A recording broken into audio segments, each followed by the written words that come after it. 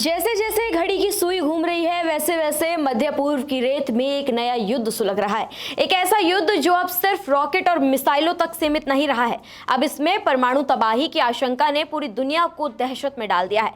Israel और Iran की लड़ाई हर घंटे और भी खतरनाक होती जा रही है और इस जंग में अब एटमी धमाकों की धमकी खुलकर सामने आने लगी है।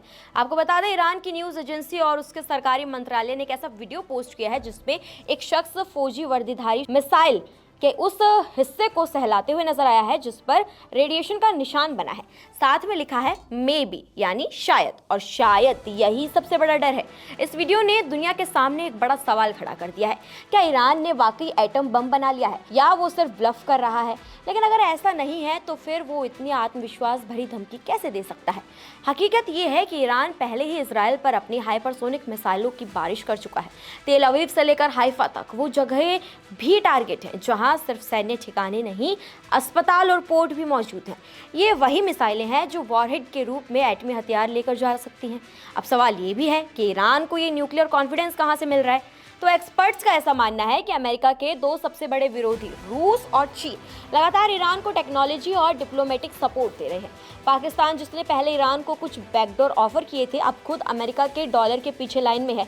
लेकिन रूस और चीन की साझेदारी वो आग है जो पूरे मिडल ईस्ट को झुलसा सकती है। अब अमेरिका के राष्ट्रपति डोनाल्ड ट्रंप इस पूरे मसले पर अपने पुराने तेवर में नजर आ रहे हैं।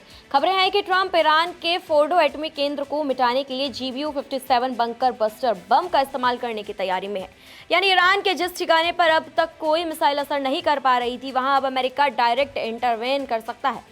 ट्रंप खुलकर बोल चुके हैं कि अगर ईरान नहीं झुका तो उन्हें झुकाया जाएगा, चाहे उस झुकाव की कीमत हिरोशिमा और नागासाकी जैसी तबाही से क्यों ही न चुकानी पड़े। परमाणु खतरे की 5 बड़ी वजह अब दुनिया के सामने आ गई हैं। पहला, ईरान का एटम बम वाला वीडियो। दूसरा, रक्षा विशेषज्ञों का दावा कि ईरान के पास नॉन न्यूक्लियर बम बनाने की क्षमता है।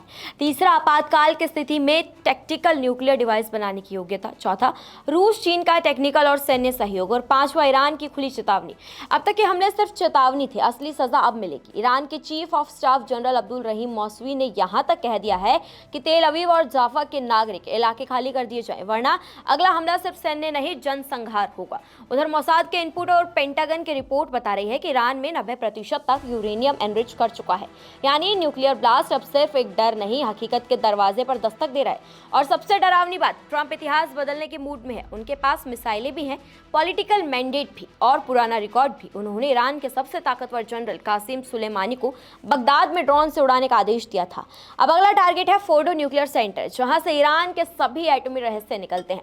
इस सब के बीच दुनिया एक बार फिर उसी मोड़ पर आ खड़ी हुई है जहां 80 साल पहले जापान था, जब किसी ने सोचा नहीं था कि इंसान परमाणु हथियार का बटन दबा देगा, पर दबा और इतिहास में सबसे खतरनाक लकीर खिंच गई। अब वही डर, वही बटन मिडल ईस्ट में मंडरा रहा है। वाकई तेहरान पर गिर सकता है अगला लिटिल बॉय? क्या कोम में दोहराई जा सकती है नागासाकी की तबाही? और क्या ट्रंप इस बार इतिहास को फिर से जिंदा करने वाले हैं? इस पूरे मामले पर अब आपकी क्या राय है? कमेंट सेक्शन में हमें जरूर बताएं। नमस्कार, मैं हूं मानक गुप्ता। अगर आपको हमारा ये वीडियो पसंद आया हो तो इसे लाइक और शेयर जरूर करें, और हाँ, हमें सब्सक्राइब और फॉलो करना ना भूलें ताकि आप देश और दुनिया की कोई खबर मिस ना करें।